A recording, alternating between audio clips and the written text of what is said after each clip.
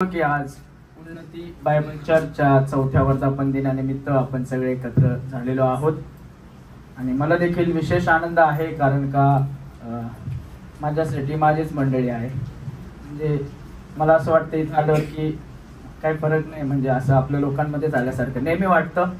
आणि मला गेले काही वर्ष आठवतात की एक उन्नतीचा पाहुणा म्हणून मी यायचो, पण आज उन्नतीचा ऑफिशियल म्हणून मी वर्धापन दिनानिमित्त आलेलो आहे आणि सर्व परमेश्वराने केलेली कृपा आहे. आणि म्हणून आज या वर्धापन दिनानिमित्त काही वचनं आपण बघणार आहोत, थोडा वेळ आपण देवाच्या वचनामध्ये घालवणार आहोत. आणि नक्कीच दादांनी काल दुपारी सांगितलं की झाली का तयारी, तर म्हटलं कपडे बिपड्याची तयारी विचारत असतील, म्हटलं झाली तयारी, संदेशची तयारी झाली का. आणि आय वॉज लाईक आता काय करायचं, कारण का असं 2-3 तासात किंवा 4-5 तासात माझ्याच्याने अभ्यास होत नाही.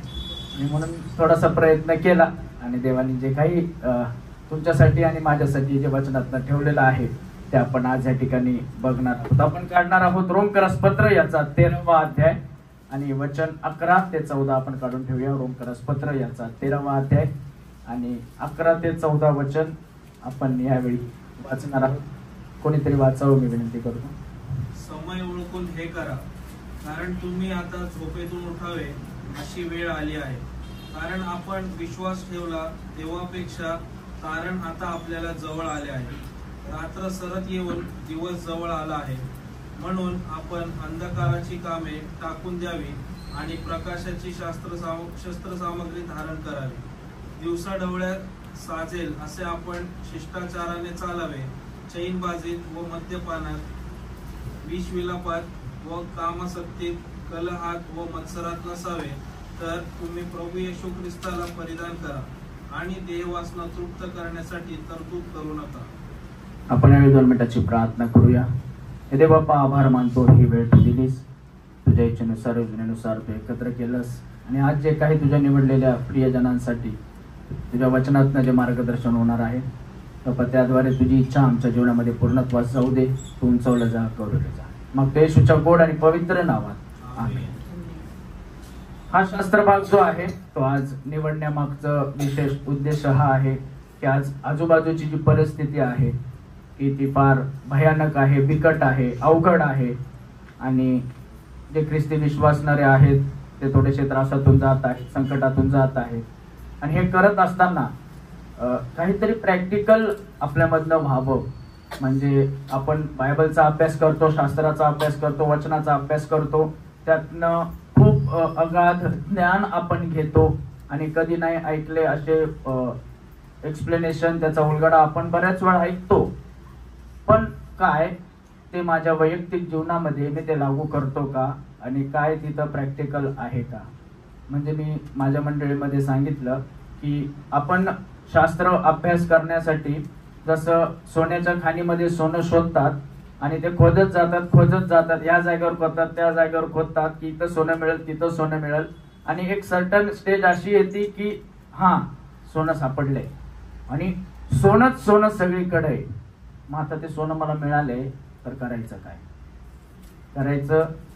आणि मी ते काय फेकून देऊ शकत नाही, मी कुठं लपून ठेवू शकत नाही. मला त्याचं युटिलाइज कसं करायचं ते आलं पाहिजे. जे शास्त्रातनं वचनं मला मिळतात, जे अभ्यास मी करतो त्यातनं माझं ज्ञान वाढतं, माझे सैद्धांतिक शिक्षण किंवा सिद्धांत माझे पक्के होतात. पण जेव्हा ख्रिस्ती विश्वासणारा म्हणून मी ते अवलंब करायला जातो, प्रॅक्टिकली ते अप्लाय करायला जातो, तेव्हा कुठंतरी अडचण बऱ्याच ख्रिस्ती विश्वासणाऱ्यांची होती. आणि आज एक मंडळी म्हणून आपण या वचनांकडे बघत असताना मंडळीमधल्या प्रत्येक सभासदासाठी, छोट्या मोठ्यांसाठी, लहान थोरांसाठी देवाचं वचन आहे. आणि म्हणून काय सांगत आहे नेमकं प्रेषित पाऊल ह्या वचनातनं आपण ते अगदी थोड्या वेळामध्ये आपण बघणार आहोत. मी वारंवार सांगतो की रोमकराच्या पत्राच्या 12व्या अध्यायापर्यंत, म्हणजे पहिले 11 अध्याय पाऊल जे आहे ते तुम्हाला सैद्धांतिक शिक्षण पुरेपूर पद्धतीने देतो. म्हणजे जर पहिल्या अध्यायापासून सुरुवात केली की मनुष्य कसा भ्रष्ट आहे, त्यांनी प्रकटीकरण कसं नाकारलं आणि मग त्यासाठी देवाची कृपा, त्यांच्यावर क्रोध कसा झाला, मग क्रोधाच्या अगेन्स्ट कृपा कशी झाली, प्रीती कशी झाली, मग कसं तुम्हाला निवडलं, त्या कृपेमध्ये कसं रक्षून ठेवण्यात आलेलं आहे, तुम्हाला दत्तक पुत्र होण्याचा कसा देवाने वारसा दिलेला आहे, मग इस्रायल संदर्भात देवाची काय इच्छा आहे, तुमच्या संदर्भात देवाची काय इच्छा आहे, या सगळ्या गोष्टी 11 अध्यायांमध्ये तंतोतंत पुरेपूर पद्धतीने पौलांनी मांडलेल्या आहेत. आणि ते करत असताना तो मध्येच 12व्या अध्यायाच्या पहिल्या वचनात येतो. 12व्या अध्यायाचं पहिलं वचन म्हणते की तुम्ही आपली शरीरे जिवंत, पवित्र व देवाला ग्रहणीय यज्ञ म्हणून समर्पित करा, हीच तुमची आध्यात्मिक सेवा आहे. आणि हे तुम्हाला करायला लावले. मग 12 आणि 13, 14, 15, 16 जे अध्याय आहेत त्याच्यामध्ये तो तुम्हाला प्रॅक्टिकल करायला देतोय. थिअरी दिलेली आहे. आता ख्रिस्ती विश्वासणाऱ्याची जबाबदारी काय, मग तो हळूहळू एक एक गोष्टी सांगतो.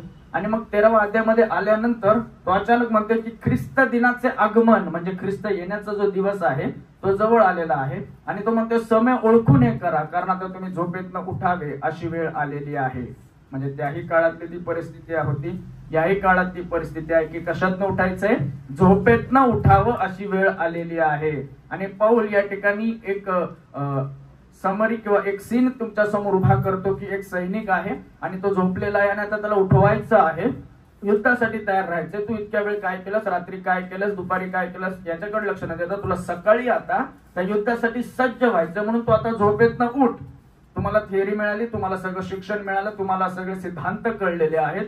आता थांबा, उठा आणि आता माझ्या जीवनातनं, माझ्या आध्यात्मिक जीवनातनं, माझ्या वैयक्तिक जीवनातनं, माझ्या कौटुंबिक जीवनातनं आणि माझ्या मंडळीतल्या एकत्र येण्यातनं कुठल्या प्रकारचा ख्रिस्त त्या शिक्षणातनं मी लोकांसमोर घेऊन जातोय याच्याकडे थोडं लक्ष देणं फार गरजेचं आहे. आणि म्हणून एक सैनिकाबद्दल जेव्हा तो या ठिकाणी सांगतो की तो सैनिक जो असतो, म्हणजे एक समर चित्र त्या ठिकाणी उभं केलेलं आहे की एक सैनिक जो असतो, जो युद्धासाठी सज्ज झालेला असतो किंवा युद्धासाठी त्याला निवडलेला असतं, युद्धासाठी त्याच्याकडे जबाबदारी दिलेली असती आणि तो कायम मृत्यू आणि जीवन याच्या उंबरठ्यावर असतो. म्हणजे जे बॉर्डरवर जे सैनिक आपण बघतो त्यांना माहित नाही की कुठल्या युद्धामध्ये आपला शेवट होईल, कुठली गोळी येऊन आपल्याला लागेल, कुठला शत्रू येऊन आपला घात करेल.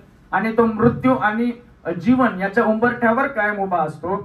तरी देखील तो त्या ठिकाणी एकदम स्थिरपणे उभा राहतो. का तर त्याला त्याच्या नगराचं, त्याच्या राजाचं, त्याच्या संपत्तीचं, त्याला ज्या कामासाठी ठेवलेलं आहे त्या कामाचं त्या ठिकाणी त्याला रक्षण करायचं आणि ती जबाबदारी त्याला दिलेली आहे. आणि त्याचा एकच उद्देश त्या ठिकाणी त्या सीमारेषेवर उभा असताना, त्या बाउंड्रीवर उभा असताना, त्या बॉर्डरवर उभा असताना असतं की मला माझ्या मरत्या क्षणापर्यंत या देशाचं, या राज्याचं किंवा जी कामगिरी मला दिलेली आहे ती कामगिरी मला पूर्ण करायची आहे. आणि म्हणून तो कायम डोळ्यामध्ये तेल घालून उभा असतो, पहारा देत असतो आणि तो कायम अलर्ट असतो. तो कायम शस्त्र सामुग्रीने असा सज्ज झालेला असतो. त्याला त्या पद्धतीचं ट्रेनिंग त्या ठिकाणी दिलेलं असतं. आणि हा शास्त्र भाग वाचत असताना तो सीन, ते चित्र, त्या सैनिकाचं चित्र आपल्याला डोळ्यासमोर आणणं गरजेचं आहे. म्हणजे हे करणं, हे समजून घेणं आपल्याला जास्त सोपं जाईल. आणि म्हणून त्या काळामध्ये जे रोमी साम्राज्य मधले जे सैनिक होते ते काय करायचे, युद्ध उद्या आहे आणि मग मधली जी रात्र आहे त्या ठिकाणी त्यांना आराम करण्यात सांगितलेला असतो की आता तुम्ही रात्री आराम करा, परत सकाळी युद्ध सुरू करायचं आहे. आणि मग ते काय करायचे, रात्री आपण मस्तपैकी खायचे, प्यायचे, मजा करायचे, पार्ट्या करायचे आणि त्या ठिकाणी ते निश्चिंत राहायचे. पण त्यांना माहित असायचं की आता आम्हाला सकाळी उठायचं आणि आम्हाला युद्ध आहे.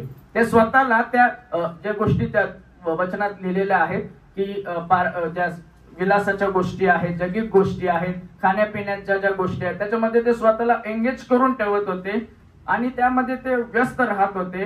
पण त्यांना माहिती आहे की आता पुढे सकाळी येणार आहे, कुठल्याही क्षणी आदेश येऊ शकतो, उठा, जागे व्हा, युद्धाची वेळ आलेली आहे, युद्धभूमीवर जाण्याची वेळ आलेली आहे. ही वेळ जी आहे ती झोपायची नाही, ही वेळ जी आहे ती उठायची आहे. It's time to wake up. आणि जे तुमच्या पार्टीचे कपडे आहेत, जे काही तुमच्या पार्टीचे माइंडसेट आहे त्यातनं बाहेर या. जो तुमचा रेस्टचा माइंडसेट आहे त्यातनं बाहेर या आणि काय करा, युद्धासाठी सज्ज व्हा. कारण का तुमच्या पुढे ऑप्शन नाहीये. तुम्ही कितीही पार्टी केली असेल, तुम्ही किती खाल्लेला असेल, कितीही पिलेला असेल, कितीही तुम्ही मजा रात्री केलेली असेल, पण आता जी सकाळ येत आहे त्या सकाळी तुम्हाला काय करायचंय, युद्धभूमीवर उभं राहायचंय आणि तुम्हाला त्या लढाईसाठी सज्ज व्हायचं आहे. म्हणून युद्धभूमीवर सज्ज होण्यासाठी तुम्ही अलर्ट राहणं गरजेचं आहे. तुम्ही झोपेतनं उठून सज्ज राहणं गरजेचं आहे. नेमकं पाऊल ह्या गोष्टी त्या ठिकाणी या शास्त्र भागातनं सांगतो की उठा, सज्ज व्हा, झोपायची वेळ नाहीये, समय ओळखून हे करा. आणि म्हणून सेम टर्म मध्ये ख्रिस्ती विश्वासणाऱ्यांना देखील पाऊल या ठिकाणी त्या गोष्टी सांगत आहे. तो सांगत आहे ख्रिस्ती विश्वासणाऱ्यांनो, हे पत्र कोणासाठी लिहिलंय? तारण झालेल्या ख्रिस्ती विश्वासणाऱ्यांसाठी. तो सांगत आहे ख्रिस्ती विश्वासणाऱ्यांनो, उठा, तुम्ही तुमचे वस्त्र परिधान करा, तुम्ही तुमचे आर्मर्स घ्या, तुम्ही तुमची शस्त्र सामग्री घ्या, तुम्ही शत्रूला सामना करण्यासाठी सज्ज व्हा, उठा आणि उभं राहा. आणि कोणाला परिधान करा? 14व्या वचनात लिहिलेलं आहे, तुम्ही ख्रिस्त येशूला परिधान करा. तर तुम्ही प्रभू येशू ख्रिस्ताला परिधान करा असं तो त्या ठिकाणी सांगत आहे. हे खरं आहे की ज्या क्षणाला तुमचं आणि माझं तारण होतं, तारणाची जी योजना परमेश्वराची तुमच्या आणि माझ्या जीवनाबद्दल जी आहे, ज्या क्षणाला ती पूर्ण होते, त्या क्षणाला परमेश्वराने तुम्हाला नीतिमत्वाची वस्त्र परिधान केलेली आहेत. नीतिमत्वाची वस्त्र त्याने तुम्हाला देऊ केलेली आहे. आणि हे नीतिमत्व कोणाचं आहे? तर ख्रिस्ताचं आहे. आणि ख्रिस्ताच्या नीतिमत्वाची वस्त्र परमेश्वराने तुम्हाला त्या ठिकाणी दिलेली आहे. तो त्याच्यामध्ये तुम्हाला वेष्टन करतो, त्याचं तुम्हाला आवरण घालतो, ते कपडे तुम्हाला तो घालतो. ते पावित्र्याने भरलेले असतात. ते पावित्र्य जगिक नाहीये, ते पावित्र्य क्षणभंगूर नाहीये, तर ते पावित्र्य खुद्द परमेश्वराकडून आलेलं आहे, ते त्याच्यापासून आलेलं आहे. आणि येशू ख्रिस्त त्याचं नीतिमत्व हे आपल्याला देत आहे. आणि म्हणून हे महत्वाचं आहे. आणि म्हणून तारणाच्या क्षणाला ख्रिस्ताचं जे नीतिमत्व आहे ते आपण ऑलरेडी परिधान करत असतो. आणि परमेश्वराकडनं ते आपल्याला आलेलं असतं. ज्या स्टेजला आपण जस्टिफिकेशन म्हणतो, की जस्टिफिकेशन मध्ये काय होतं की जे तुम्ही एकदा भ्रष्ट पापामध्ये होता, त्यात तुम्ही बाहेर येऊ शकत नव्हता, त्या भ्रष्टतेतनं, त्या पापातनं, त्या घाणेरड्या जीवनातनं परमेश्वराने तुम्हाला उचललं आणि वेगळं केलं. आणि त्याने तुम्हाला काय दिलेलं आहे? तर जस्टिफिकेशन, जस्टिफाईड केलेले, तुम्हाला स्वच्छ केलेले, धुवून शुद्ध केलेलं आहे. आणि नीतिमत्वाची वस्त्र त्याने तुम्हाला दिलेली आहेत. आणि हे झालं थिअरी. आता पुढं काय? There is a practical dimension.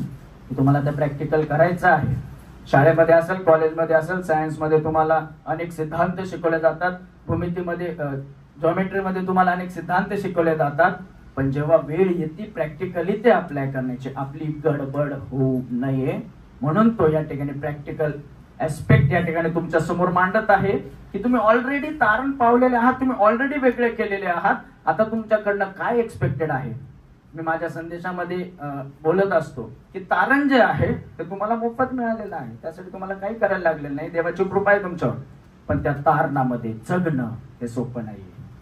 त्यासाठी तुम्हाला काही गोष्टी करण्यास सांगितलेल्या आहेत, त्यासाठी तुम्हाला काही गोष्टींकडे लक्ष देण्यास सांगितलेले. मग तुम्ही म्हणाल तारण झाले, आता सगळं पार झालं, मी स्वर्गात गेलो. नाही, मधला जो पवित्रीकरणाचा टप्पा आहे, there are certain responsibilities given to you. काही जबाबदाऱ्या तुम्हाला दिलेल्या आहेत, त्या तुम्हाला डेफिनेटली पूर्ण करायच्या आहेत. आणि पाऊल त्या रोमकरांच्या पत्रामध्ये त्या गोष्टींवर बोट ठेवत आहे की ख्रिस्ती जीवन फक्त पुस्तकी ज्ञान किंवा थिओलॉजिकली स्ट्रॉंग होणं किंवा बरेच भाष्य ग्रंथ वाचणं किंवा मोठे मोठे थिओलॉजियन्सला वाचणं याच्या पुरतं मर्यादित नाहीये. त्यातनं चांगलं घेऊन माझ्या वैयक्तिक जीवनामध्ये, आध्यात्मिक जीवनामध्ये, कौटुंबिक जीवनामध्ये आणि या मंडळीमध्ये काय मी ते इम्प्लिमेंट करतोय का, ही जबाबदारी एक प्रॅक्टिकल ख्रिश्चन बिलीव्हर म्हणून तुमची आणि माझी आहे. आणि म्हणून या पवित्रीकरणाच्या टप्प्यामध्ये ते ख्रिस्ताचं नीतिमत्व जे तुम्ही परिधान केलेले, जे तारण तुम्हाला मिळालेलं आहे, त्या तारणाला अनुरूप माझी कृती आहे का, त्या तारणाला अनुरूप माझ्यातनं फळ येत आहे का, ह्या गोष्टी बघणं फार गरजेचं आहे. म्हणून जेव्हा पाऊल या ठिकाणी म्हणतो तुम्ही प्रभू येशू ख्रिस्ताला परिधान करा, म्हणजे त्याचं पावित्र्य, त्याचं नेचर, त्याचा स्वभाव, त्याचे गुण वैशिष्ट्य हे मला समजून त्या अनुसार माझं त्याला रिस्पॉन्स आहे का, आणि माझं जीवन, माझा जीवित क्रम तसा आहे का, एक ख्रिस्ती विश्वासणारा म्हणून बघणं फार गरजेचं आहे. आपण काढूया तीताला पत्र, याचा 2रा अध्याय 11 आणि 12 वचन. तीता 2, 11 आणि 12. कारण सर्व माणसांना तारण देणारी देवाची कृपा प्रकट झाली आहे, ती आपल्याला असे शिकवते की धन्य आशा प्राप्तीची, म्हणजे आपला थोर देव व तारणारा असो जो येशू ख्रिस्त, त्याचा गौरव प्रकट होण्याची वाट पाहत आपण अभक्तीला व ऐहिक वासनांना नाकारून सांप्रतच्या युगात मर्यादेने, नीतीने व सुभक्तीने वागावे. अभक्ती आणि दैहिक वासनांना दूर सारून सांप्रतच्या युगात म्हणजे आजच्या युगात मी मर्यादेने, नीतीने, सुभक्तीने. कोणाला सांगितलंय? यांचं तारण झालेलं आहे त्यांना, की आता या सांप्रतच्या युगात ज्या गौरवी आशेची तुम्ही वाट बघत आहात, ते गौरवयुक्त शरीर तुम्हाला मिळेपर्यंत, प्रभू येशू ख्रिस्त गौरवाने येईपर्यंत व्हॉट इज युअर रिस्पॉन्सिबिलिटी, की तुम्ही मर्यादेने राहा. आणि ती मर्यादा कुठे? त्या वचनांमध्ये आपण वाचलेलं आहे. तुम्ही तारण झालेले आहात, दॅट इज युअर पोझिशन. तुम्हाला आता तारण झालेले, हा आता तुम्ही सेव्ह केले गेलेले आहात. What is practical? तुम्ही मर्यादेने त्या अभक्तीला दूर सारा, या ऐहिक वासनेला दूर सारा, आणि जे तारण मला मिळालेलं आहे, ज्या परमेश्वराकडून ते मला आलेलं आहे, त्याला अनुसरून तुमचं चालीरीती, तुमचं आचरण असणं हे फार गरजेचं, असं पौल या ठिकाणी सांगत आहे. म्हणून तुमचा आणि माझा जीवितक्रम, तुमचं आणि माझे चालचलणूक, तुमचं आणि माझं दैनंदिन जीवन कसं असावं, माझ्या तारणाला, माझ्या नीतिमत्वाला, माझ्या ख्रिस्ताला, माझ्या देवाला शोभेल असं असावं. आणि या गोष्टींसाठी तुम्हाला बोलवण्यात आलेलं आहे. म्हणून पौल सुरुवातीला म्हणतो, तुम्ही आपले शरीरे जिवंत, पवित्र व देवाला ग्रहणीय अशी यज्ञ म्हणून समर्पित करा, ही तुमची आध्यात्मिक सेवा आहे. आणि हे करत असताना तो म्हणतो, समय ओळखून हे करा. तुम्ही म्हणाल, वाव, खूप टाइम आहे माझ्याकडं, मी अजून 20 वर्षाचा आहे, 22 वर्षाचा आहे, 30 वर्षाचा आहे, माझ्याकडं खूप वेळ आहे अजून. You never know.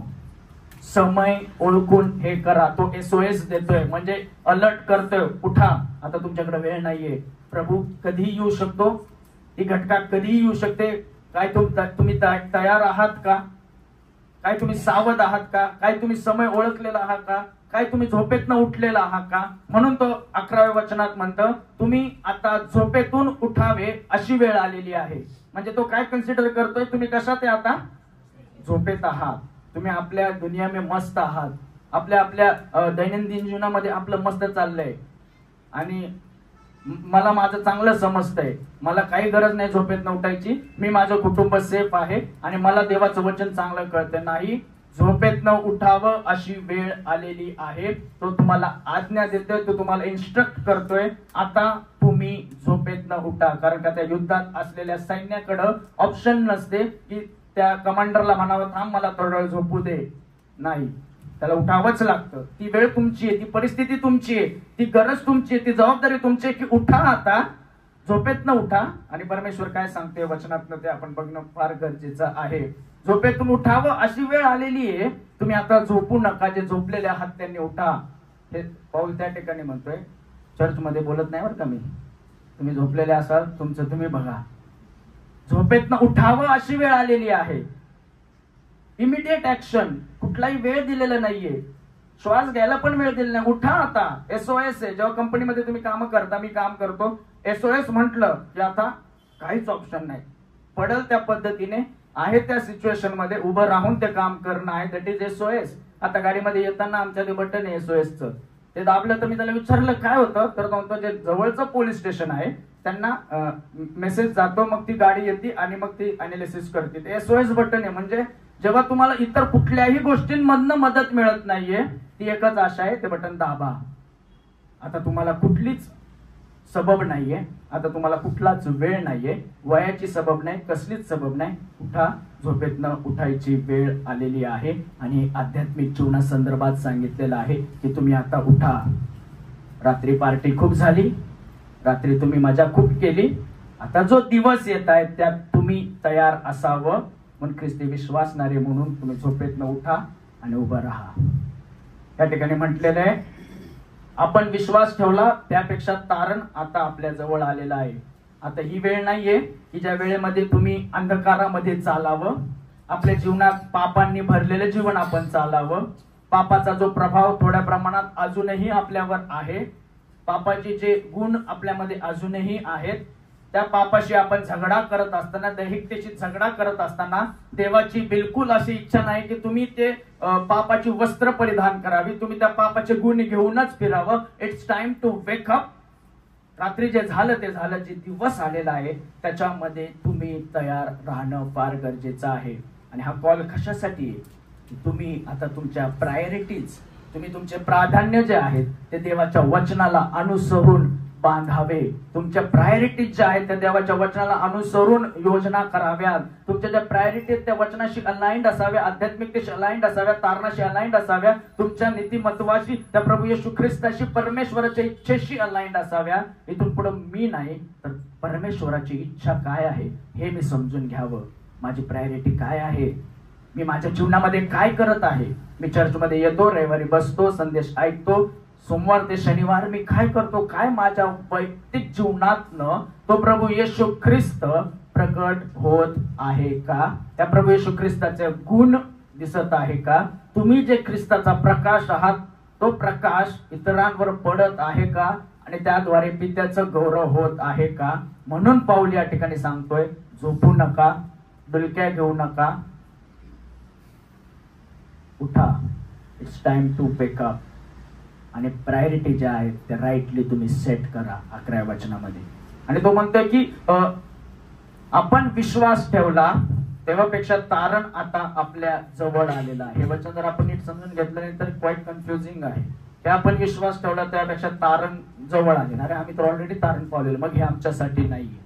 नाही, हे तारण पावलेल्यांसाठीच पाऊल या ठिकाणी लिहित आहे. तो भूतकाळ, वर्तमान काळ आणि भविष्य काळ या तारणाचे जे टप्पे आहेत त्या संदर्भात या ठिकाणी बोलत आहे. भूतकाळ ऑलरेडी झालेला आहे, तुमचं तारण झालेलं आहे. वर्तमान काळ काय आहे, तुम्ही सॅंक्टिफिकेशनच्या प्रोसेसमध्ये आहात, पवित्रीकरणाच्या प्रोसेसमध्ये आहात आणि त्याच्यामध्ये तुमचा हा आजचा प्रवास सुरू आहे. आणि तो म्हणतो तारण जवळ आलंय, म्हणजे कदाचित पुढे ते तारण येणार आहे. कुठलं, जे ग्लोरिफिकेशन आहे, जे गौरवयुक्त शरीर तुम्हाला मिळणार आहे, त्या संदर्भात बोलत आहे की ते गौरव प्रकट होण्याची वेळ आलेली आहे. सृष्टी कणत आहे, ती मुक्तीसाठी वाट बघत आहे.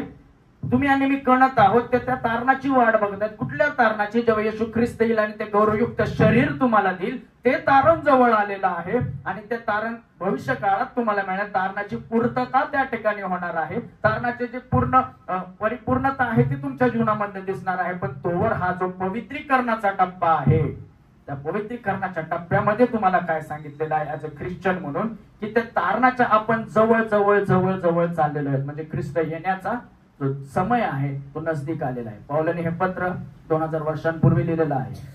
तेव्हाचा काळ वेगळा होता, म्हणजे 2000 वर्ष मागे होता. पण 2000 वर्षानंतर जर आपण आपल्याला हे अप्लाय केलं तर आपण आणखी थोडं जवळ आलेलो आहे. 2000 वर्ष पुढे आलेलो आहे आणि तो परमेश्वर येण्याचा काळ अतिशय समीप आलेला आहे. म्हणून पौल म्हणतोय, यू डोंट हॅव टाइम. तुम्हाला वेळ दवडण्यासाठी संधी नाहीये. तुम्हाला आता अलर्ट राहायचंय, तुम्हाला उठायचं आहे. आणि म्हणून तो म्हणतोय की आता रात्र संपतीये, दिवस येतोय, तुमचं तारण जवळ येतंय. तुम्ही आता त्या गोष्टीसाठी तयार राहा. 12 वचनात म्हणलेले रात्र सरत येऊन दिवस जवळ आलेला आहे. रात्र सरत येते म्हणजे तुमच्या दैहिकतेमध्ये राहण्याचे, तुमच्या या पापामध्ये राहण्याचे, तुमच्या सगळ्या गोष्टींमध्ये मग्न राहण्याचे दिवस संपलेले आहेत. जो तुमचा दिवस आहे, म्हणजे जी रात्र आहे त्याच्यामध्ये तुम्हाला मजा वाटते, ती संपणार आहे. आता प्रभूचा दिवस येतोय. तो कधी येतोय हे फक्त खुद्द परमेश्वरालाच ठाऊक आहे. पण तुम्हाला करायला काय सांगितले, तुम्ही तयार राहा, झोपेतनं उठा, बी अलर्ट, आणि त्या गोष्टीसाठी तुम्ही तयार राहा. आणि म्हणून एक ख्रिस्ती विश्वासणारा म्हणून मी माझ्या जीवनाकडे बघत असताना जे तारण जवळ येत आहे, गौरवयुक्त शरीर मला मिळणार आहे, ग्लोरिफिकेशन जवळ येत आहे. येस, मी हॅपी आहे, मी आनंदी आहे की त्या ठिकाणी मला सार्वकालिक जीवनाचा मुकुट मिळणार आहे. त्या ठिकाणी मला सार्वकालिक जीवनाचं पारितोषिक मिळणार आहे. पण जे ख्रिस्ती विश्वासापासून भरकटलेले आहे, जे अजूनही पापामध्येच गुरफटलेले आहे, जे तारण होऊ शकलेलं नाहीये, त्यांच्यावर नक्कीच न्याय येणार आहे आणि सर्व काळासाठी त्यांना शासन त्या ठिकाणी होणार आहे. म्हणून ही अर्जन्सी आहे या क्षणाची की तुम्ही उठावं. आणि तुम्ही कुठल्या पातळीमध्ये आहात, तुम्ही कुठल्या लेवलमध्ये आहात, तुम्ही कुठल्या टप्प्यामध्ये आहात, तुम्ही ह्या बाजूला आहे ज्या ठिकाणी पारितोषिक आहे त्या ठिकाणी आहात का पलीकडच्या बाजूला आहे ज्या ठिकाणी तुम्हाला न्याय आणि दंड मिळणार आहे, हे बघण्याची गरज एक ख्रिस्ती विश्वासणारा म्हणून तुम्हाला आणि मला आहे. आणि म्हणून माझी ख्रिस्ताप्रती जी माझी सेवा आहे, माझा जो अप्रोच आहे तो चेक करावा. त्याच्यानंतर जे सुवार्ता प्रसाराचं कार्य तुम्हाला आणि मला दिलेलं आहे ते मी जोमाने करावं, नेटाने करावं, त्वेषाने करावं, कारण का समय नजदीक आलेला आहे. तुम्हाला सुवार्ता सांगायला सांगितलेली आहे, ती बोल्डली सांगायला लावलेली आहे, ख्रिस्ताचं नाव घोषित करायला लावलेलं आहे, तुमच्यामधनं ख्रिस्त प्रकट व्हावा हे सांगितलेलं आहे. आणि म्हणून त्या प्रकाशामध्ये तुम्हाला राहायला लावलेलं आहे की काय करावं, तुम्हाला दिलेली सेवा तुम्ही नेटाने पार पाडावी. वचन 12 मध्ये म्हटले, रात्र सरत येऊन दिवस जवळ आला आहे, म्हणून आपण अंधकाराची कामे टाकून द्यावी आणि प्रकाशाची शस्त्र सामुग्री धारण करावी. रात्र सरत आलेली म्हणजे संपत आलेली. कदाचित पहाटेपर्यंत आपण आलेलो असेल. रात्र सरत आलेली आहे म्हणजे तुमचे मजा करायचे, तुमचे ऐहिक वासनांमध्ये जगायचे, त्या पापामध्ये मग्न राहायचे, विलासामध्ये मग्न राहायचे, कामासक्तीत मग्न राहायचे. मत्सर हेवा करण्याचे दिवस सरलेले आहेत. God's day is coming. प्रभूचा दिवस जवळ येत आहे. प्रभूचा दिवस म्हणजे काय? एकतर न्याय किंवा पारितोषिक. कारण का तो आता येणार आहे, तो तुम्हाला कुरवाळण्यासाठी, तो तुम्हाला परत वाचवण्यासाठी येणार नाही, तो न्याय करण्यासाठी आहे. आणि म्हणून काय या समयामध्ये एक ख्रिस्ती मंडळी म्हणून मी अजूनही त्या अंधकारामध्ये गुरफटलेलं राहावं का? माझ्या प्रायोरिटी सेट नसाव्या का? मला आणि तुम्हाला हे समजणं गरजेचं आहे. रात्र सरलेली आहे आणि प्रभू कुठल्याही क्षणाला येऊ शकतो. या ठिकाणी रात्र जेव्हा शब्द वापरलेला आहे, रात्र कशाला रिप्रेझेंट करते? रात्र हा शब्द का वापरलेला आहे? तर इट सिम्बॉल ऑफ सिन, म्हणजे पापाचं प्रतीक, दुष्टाईचं प्रतीक म्हणून वापरलेलं आहे. अदैवीपणापासून दूर असण्याचं प्रतीक वापरलेलं आहे. आभासी गोष्टी त्या रात्रीमध्ये आहेत, म्हणजे रात्री आभासी गोष्टी आहेत ज्या क्षणिक असतात, मृगजळासारख्या असतात, त्यासाठी रात्र हा शब्द वापरलेला आहे. रात्रीच्या समयी चांगलं आणि वाईट यातला फरक कळत नाही. रात्रीच्या समयी सोनं आणि दगड यातला फरक कळत नाही, कारण का अंधार असतो. हात लावून आपल्याला अंदाज घ्यायला लागतो. तुम्हाला कळूच शकत नाही हे सोनं आहे का, हे दगड आहे, हे चांगलं आहे का, हे वाईट आहे, हा मित्र आहे का, हा शत्रू आहे, हा चांगलं बोलतोय का वाईट बोलतोय, हा चांगल्याकडे नेतोय का वाईटाकडे नेतोय, तुम्ही समजून घेऊ शकत नाही. ते कारण की ती रात्र आहे, त्याच्यामध्ये अंधकार आहे, अंधकाराची सत्ता आहे त्याच्यावर. आणि ती रात्र आता सरत चाललेली आहे. आणि ती रात्र आहे ती धोक्यांनी भरलेली होती. ती रात्र आहे ती धोक्यांनी भरलेली आहे. ती धोकादायक आहे. अंधार धोकादायक आहे. त्यातली कर्म धोकादायक आहे, त्यातली पाप धोकादायक आहेत, त्यातनं बाहेर येणारी फळं देखील धोकादायक आहेत. आणि म्हणून रात्र मला कुठे घेऊन जाईल जर मी त्या रात्रीमध्ये गुरफटून राहिलो, सांगता येणार नाही. जर मी त्या अंधकारामध्ये गुरफटून राहिलो तर माझा शेवट कुठं होईल हे तुम्ही आणि मी सांगू शकत नाही. आणि ह्या अंधकाराने, या पापाने, या दुष्टाईने तुमच्या आजूबाजूचं जे संपूर्ण जग आहे ते व्यापून टाकलेलं आहे.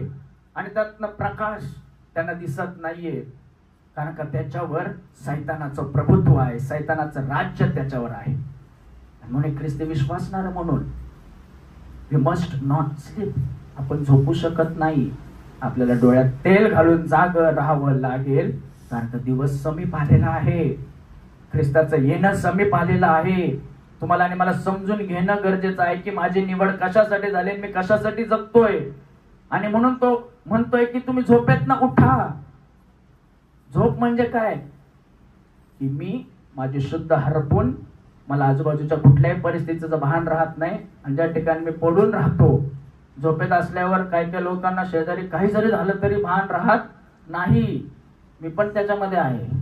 मला नाही समजत एकदा झोपलं की काय चाललंय आजूबाजूला, कारण का मी झोपेमध्ये मग्न आहे. ती तुमची झोपेची परिस्थिती आहे, ती पोझिशन आहे, त्या ठिकाणी तुमची परिस्थिती तशी आहे. म्हणून झोप हा शब्द या ठिकाणी अशासाठी वापरलेला आहे की आजही अनेक ख्रिस्ती विश्वासने त्या पद्धतीच्या झोपेमध्ये आहेत, आध्यात्मिक झोपेमध्ये. आजूबाजूला काय चाललंय माहित नाही, माझी सेवा काय माहित नाही, ख्रिस्ती विश्वासणारे म्हणून तुमची जबाबदारी काय माहित नाही. का? मी गाढ निद्रेत आहे. उठा, झोपेतनं उठा. जबाबदारी काय समजून घ्या. ती जबाबदारी कुठे आहे? वचनामध्ये आहे. आणि ती तुम्ही समजून घ्या, ती तुम्ही शिका, आणि ती तुम्ही अप्लाय करा. म्हणून झोपायची वेळ ही नाहीये. दुसरी गोष्ट 12व्या वचनात तो म्हणतोय अंधकाराची कामे टाकून द्यावी. टाकून द्या अंधकाराची कामं. म्हणजे त्याने कन्सिडर केलंय की तुमच्यामध्ये अंधकाराची कामं आहेत. तो जर लिहितोय की अंधकाराची कामे टाकून द्या, तसं जर असतं तो म्हणला असता तुम्ही ऑलरेडी टाकून दिलेली आहेत. नाही, अंधकाराची कामे टाकून द्या, अंधकाराची कर्मे टाकून द्या. पापाची कर्मे तुमच्या जीवनामध्ये आहेत, पापाचा प्रभाव तुमच्या जीवनामध्ये आहे. मंडळीमध्ये आल्यावर फक्त मी दूत असतो, सोमवार ते शनिवार मी भूत असतो, सैतान असतो, सैतानाचा दूत असतो, ते माझं वागणूक आहे. तसं जर असेल तर थांबा, अंधकाराची कर्मे टाकून द्या. टाकता का हे नाही विचारलं, टाकून द्या म्हणजे तुम्हाला इन्स्ट्रक्ट केलेले, कमांड केलेली आहे की तुम्ही हे टाकून द्या, कारण का ते त्यासाठी तुमची निवड झालेली नाहीये. इफिसकरस पत्र 5व्या आणि अध्यायात 8व्या वचनामध्ये म्हटलेलं आहे. वाचा इफिस 5:8. कारण पूर्वी तुम्ही अंधकार असे होता, पण आता तुम्ही प्रभूमध्ये प्रकाश असे आहात. पूर्वी तुम्ही अंधकार होता, आता तुम्ही कोण आहे? प्रकाश झालेले आहात. प्रभूमध्ये तुम्ही प्रकाश झालेले आहात. जर तुम्ही प्रभूमध्ये प्रकाश झालेले आहात, रविवारी आणि सोमवार ते शनिवार मी अंधकारामध्ये चालतोय, देवाचं वचन म्हणतं तुम्ही खोटारडे आहात. एकाच म्यानात दोन तलवारी राहू शकत नाहीत. एकाच झाडाला गोड आणि कडू फळं येऊ शकत नाहीत. तुम्ही म्हणताय मी प्रभूच्या सहभागितेमध्ये आहे, पण जर तुम्ही अंधकारामध्ये चालत आहात, बॅक ऑफ द कर्टन, पडद्याच्या माग, तुम्हाला जे सत्य मिळालेलं आहे, जे तारण तुमचं झालेलं आहे, जे तारण तुम्हाला देऊ केलेलं आहे, त्याला अनुसरून तुमची वाटचाल नाहीये. You are a liar. तुम्ही खोटारडे आहात. म्हणून काय सांगितलंय? तुम्ही तुमच्या अंधकाराची कर्मे, अंधकाराची वस्त्रे, जी घाणेरडी आहेत, मलिन आहेत, ती तुम्ही काढून टाका.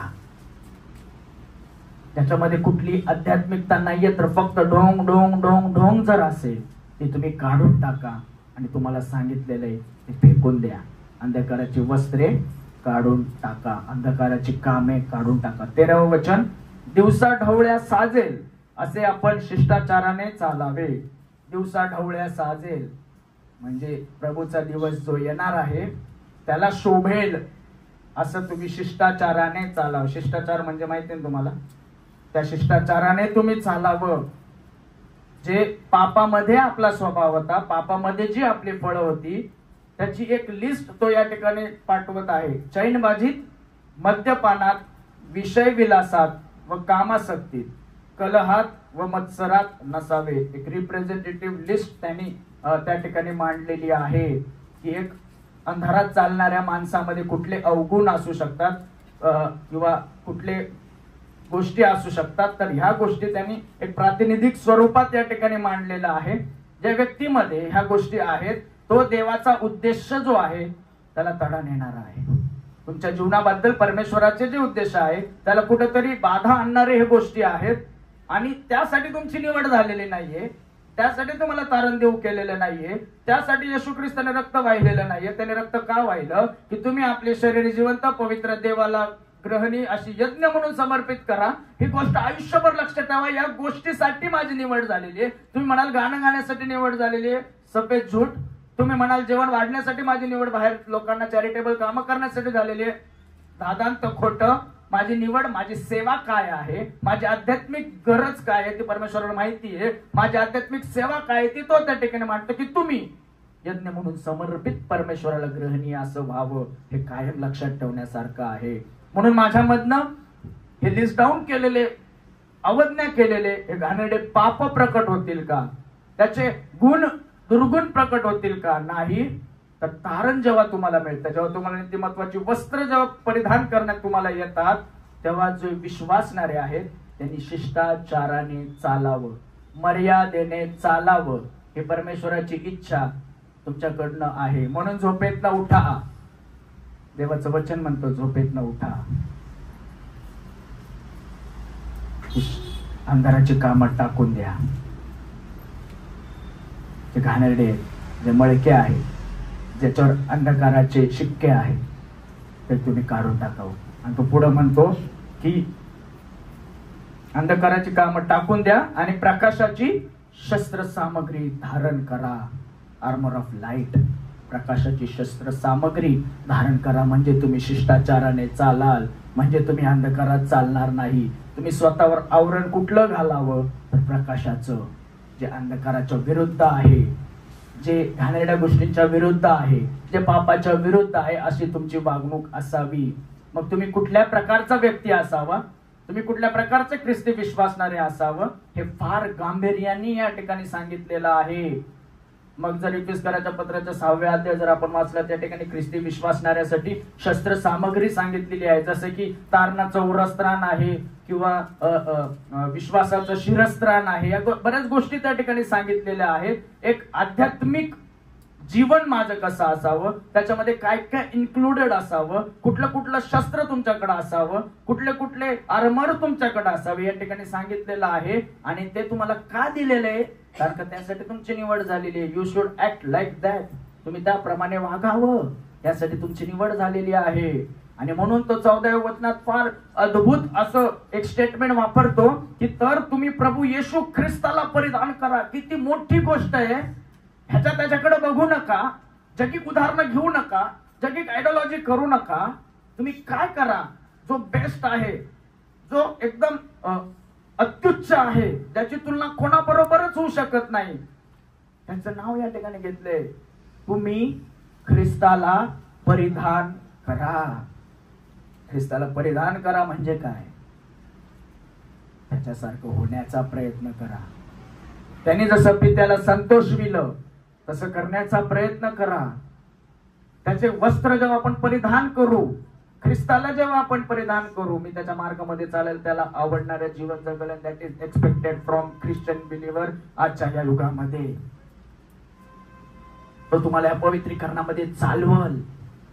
तो चालवत असताना मग अंधकार तुमच्यावर सत्ता गाजवणार नाही. तुम्ही अंधकाराची कर्मे करणार नाही, कारण का तुम्ही येशू ख्रिस्ताला खुद्द परिधान केलेलं आहे. आणि मी त्या मर्यादेच्या खुणेकडे दिवसेंदिवस जात आहे. हे तुमच्याकडनं होणं गरजेचं आहे. म्हणून स्वतःला फसवणं, पालकाला फसवणं, आई वडिलांना फसवणं, जगाला फसवणं बंद करा. तुम्ही या सगळ्या जगिक लोकांना फसवू शकता, तुम्ही देवाला फसवू शकत नाही. You cannot fool God. तुम्ही देवाला नाही फसवू शकत. म्हणून एकच ऑप्शन आहे, झोपेतनं उठा, अंधकाराचे कर्म टाकून द्या, प्रकाशाची शस्त्र सामग्री धारण करा, त्यांना तुम्ही बाजूला टाका आणि ख्रिस्ताला परिधान करा. आणि या ठिकाणी म्हटलंय, आणि देह वासना तृप्त करण्यासाठी तरतूद करू नका. जे दैहिक वासना आहेत, ज्या दैहिक गरजा आहेत, ज्या तुम्हाला नाशाकडे नेतात, क्षणभंगुरतेकडे नेतात, पापाकडे नेतात, स्टे अवे, त्याच्यापासून लांब राहा. तरतूदच करू नका, प्रोव्हिजनच करू नका. आणि एक शास्त्र आधारित ख्रिस्ती जीवन जे गांभीर्याने भरलेलं आहे, जे हसी मजाक नाहीये, ते लाईटली घेऊ नका. त्यासाठी येशू ख्रिस्ताला रक्त सांडावं लागलेलं आहे. ते एवढं अनमोल आहे. त्या अनमोल जीवन येशू ख्रिस्ताकडे मी कसं बघावं? लाईटली नाही. Be serious, be alert. आजच्या युगामध्ये ही काळाची गरज आहे की तुम्ही असं वागावं. म्हणून ज्या गोष्टीतनं देहवासना पूर्ण होतील, देहवासना तृप्त होतील, त्याची तरतूदच करू नका. ज्या गावाला जायचंच नाही त्या गावाची बस शोधू नका. आज सैतान तुमच्या हातातल्या मोबाईलमुळे, तुमच्याकडे असणाऱ्या टीव्हीमुळे, तुमच्या असणाऱ्या मित्रमैत्रिणींमुळे तुम्हाला तरतूद करून ठेवतो की तुमचा नाश झालाच पाहिजे. पण ती तरतूदच करू नका. दादा आता म्हटले की त्यांना अभिमान वाटला की एक समविश्वासणाऱ्यांचं एक समूह या ठिकाणी तयार होताना दिसत आहे. त्या समविश्वासणाऱ्या सांगती एकत्रितपणे आध्यात्मिकतेमध्ये वाढा. बाकीच्या गोष्टींना तुमच्यामध्ये एंटर करण्याची तरतूदच करू नका, जागाच ठेवू नका. एवढं तुमच्या समविश्वासणाऱ्यांचं बॉन्डिंग चांगलं होऊन द्या. माझ्या मंडळीचं इथं जमल्यानंतर उद्देश काय असावं? आमचं ख्रिस्तामधलं बोलणं, चालणं, वागणं एवढं स्ट्रॉंग असावं की कुठलाच एरर किंवा कुठलाच एंट्री पॉइंट त्या ठिकाणी नसावं, की जगिकतेने त्या ठिकाणी घुसावं. म्हणून वारंवार मी माझ्या तरुणांना पण सांगत आलेलो आहे, पहिले तुमच्या आध्यात्मिकता पडताळून बघा. म्हणजे तुम्ही बाकीच्या गोष्टींना त्या ठिकाणी तरतूद करून ठेवणार नाही, स्कोपच देणार नाही. आणि आज ख्रिस्ती विश्वासणाऱ्यांकडनं, माझ्याकडनं, तुमच्याकडनं, या मंडळीकडनं हे गरजेचं आहे, हे एक्सपेक्टेड आहे. मग याचं ऍप्लिकेशन माझ्या वैयक्तिक जीवनात, मी मंडळीच्या जीवनात कसं करावं? मंडळीने देखील झोपेतनं उठावं. मला मंडळीमध्ये का ठेवलेले आहेत? खूप मंडळी आहेत मुंबईमध्ये, पुण्यामध्ये, महाराष्ट्रामध्ये, भारतामध्ये, जगामध्ये. पण मला या मंडळीमध्ये का ठेवलेलं आहे? झोपेतनं उठा आणि ते समजून घेऊया. मला त्या मंडळीमध्ये का ठेवलेलं आहे? दिवस जवळ येत चाललेला आहे, मी झोपू नये, मी अलर्ट राहावं. मंडळीमध्ये ती आध्यात्मिकता प्रज्वलित व्हावी म्हणून मंडळीने झोपेतनं उठावं आणि ख्रिस्ताला शोभेल असं आचरण ठेवावं. मला उठायचंय, मला त्या लोकांसाठी प्रार्थना करायची जे अजूनही अज्ञानात आहेत. मला उठायचंय, त्यांच्यापर्यंत देवाचं वचन घेऊन जायचंय ज्यांना ख्रिस्त माहित नाहीये. मला उठायचंय, एकमेकांसाठी प्रार्थनेमध्ये एकमेकांना उचलून धरायचंय, प्रार्थनेमध्ये तत्पर राहायचंय. मंडळीने देखील उठावं. मंडळीने सेवा कार्यात मंडळीने मिशन कार्य स्वतःला समर्पित भावनेने झोकून द्यावं, कारण काही सिरियस ड्युटी आहे. आज दादांनी सांगितलं की ते उद्यापासून 6 दिवस नवापूर नंदुरबार या ठिकाणी चाललेले आहे. मिशन कार्य आहे, देवाची सेवा कार्य आहे. एक मंडळी म्हणून, सपोर्ट म्हणून, एक पाठिंबा म्हणून, पाठबळ म्हणून त्याच्या मागे स्ट्रॉंगली आपण उभं राहणं गरजेचं आहे. जरुरी नाही की तुम्ही सगळ्यांनी त्या ठिकाणी जावं, पण जी व्यक्ती जात आहे त्याच्या मागे प्रार्थनेचं पाठबळ देणं गरजेचं आहे. का? त्यासाठी तुम्हाला या ठिकाणी एकत्र केलेलं आहे. म्हणून झोपेतनं उठावं आपण आणि भक्कमपणे उभं राहावं, कारण का दिवस जवळ आलेला आहे, रात्र सरत आलेली आहे. मंडळीने वचनाची तडजोड करू नये. ज्या गोष्टी वचनाशी तडजोड करायला लावतात त्या टाकून द्याव्या, त्या सोडून द्याव्या, त्याचा त्याग करावा.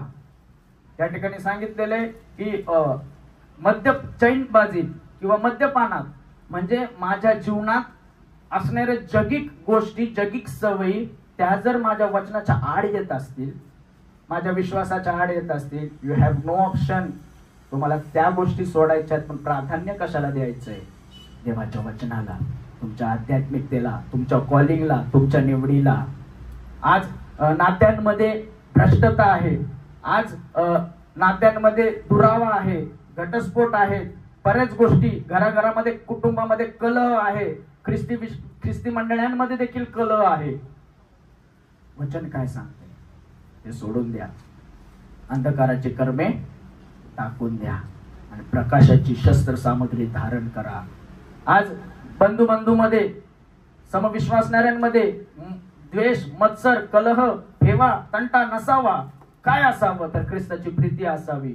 तर ते कुठलीही गोष्ट माझ्या जीवनामध्ये असेल मंडळी, म्हणून मी काय करावं? सोडून द्यावी, टाकून द्यावी. आणि म्हणून ज्या मंडळीला येशू ख्रिस्त घेण्यासाठी येणार आहे, ती मंडळी दागविरहित, सुरकुती नसलेली, निर्दोष, निष्कलंक अशी असणं फार गरजेचं आहे. आणि एक मंडळी म्हणून तुमची आणि माझी जबाबदारी आज ही आहे की त्या शुद्धतेप्रत, त्या ऐक्यतेप्रत, त्या पावित्र्याप्रत पोचण्याचं या पवित्रीकरणाच्या टप्प्यामध्ये माझं ध्येय असावं. म्हणून मी झोपावं नाही, मी सावध राहावं, रिस्पॉन्ड करावं, अलर्ट राहावं आणि पुढं पुढं पुढं जावं. आणि मग काय परिधान करावं? प्रभू येशू ख्रिस्ताला, प्रभू येशू ख्रिस्ताला परिधान करावं. हे तुमचं खरं सौंदर्य आहे. हे एक विश्वासणाऱ्याचं खरं ब्युटी आहे, सौंदर्य आहे. की चर्च किती मोठे, बिल्डिंग किती मोठी आहे, त्याच्यामध्ये इन्स्ट्रुमेंट काय काय आहेत, त्याच्यामध्ये किती प्रोफेशनली आपण वाजवतो, गातो, ते महत्वाचं नाहीये. काय तुमच्याकडे बघून ख्रिस्ताची ओळख खऱ्या पद्धतीने इतरांना होतीये का? काय तुमच्या एकत्र येण्यातनं ख्रिस्ता तुझा गौरव होतय का? हे चेक करा. चेक कुठं करायचंय? देवाच्या वचनामध्ये. म्हणून अंधकाराची कर्म टाकून द्या, प्रकाशाची शस्त्र सामग्री परिधान करा, येशू ख्रिस्ताला परिधान करा. म्हणजे तुम्ही दैहिक वासनाला तुम्ही वाव देणार नाही. आज उन्नती बायबल चर्चच्या 4थ्या वर्धापन दिनानिमित्त काय देवाची इच्छा आहे? झोपेत नसलेली, आध्यात्मिकतेमध्ये जागृत असलेली, जागी असलेली मंडळी आणि तुम्ही घडावं. कारण का रात्र सरत आलेली आहे, दिवस जवळ आलेला आहे आणि हे तुम्हाला SOS म्हणजे एकदम अर्जंटली करायला लावलेलं आहे. ते तुम्हाला फक्त एक करायचं म्हणून, फॉर्मॅलिटी म्हणून नाही करायला लावलेली, तर ते ख्रिस्ताला तुम्हाला परिधान करायला लावलेले. आणि हाच देवाची इच्छा तुमच्या आणि माझ्याकडनंही आहे. आणि म्हणून एक ख्रिस्त केंद्रित मंडळी तुम्ही आणि मी बनावं, ज्याची आशा फक्त ख्रिस्त आहे. माझ्याकडनं बघून ख्रिस्ताला गौरव होते का अशी मंडळी मी बनावी, ही आज देवाची तुमच्या आणि माझ्याकडनं इच्छा आहे. म्हणून हे 3 वचनं जे आज पाऊल प्रॅक्टिकली तुम्हाला सांगत आहे, त्याचा उद्देश एकच आहे की आपण काहीतरी वेगळं आहोत. युवा साफल्यमध्ये सांगितलं की पवित्र म्हणजे काय? वेगळे केलेले. फक्त वेगळे केलेलं का? नाही. कोणासाठी? आठवतं का तुम्हाला उदाहरण? देवासाठी वेगळं केलेलं आहे. ह्यासाठी वेगळं केलेलं आहे की तुम्ही जगाचा प्रकाश आहात. तुम्ही जगाचे पृथ्वीचे मीठ आहात. तुमच्याकडे बघून लोकांनी देवाला ओळखावं. आजच्या या दिवशी देवबाप करो तुमच्याकडे बघून, माझ्याकडे बघून, या मंडळीकडे बघून ख्रिस्ताला आवडणारी, सदैव जागृत असणारी मंडळी आपली सदैव तयार राहावी. मला विश्वास आहे ही मंडळी सदैव जागृत आहे, पण तिची वाटचाल आणखीन आध्यात्मिकतेमध्ये होत राहावी. याबद्दल आपण परमेश्वराकडे प्रार्थना करूया. इथून पुढची वेळ प्रार्थना.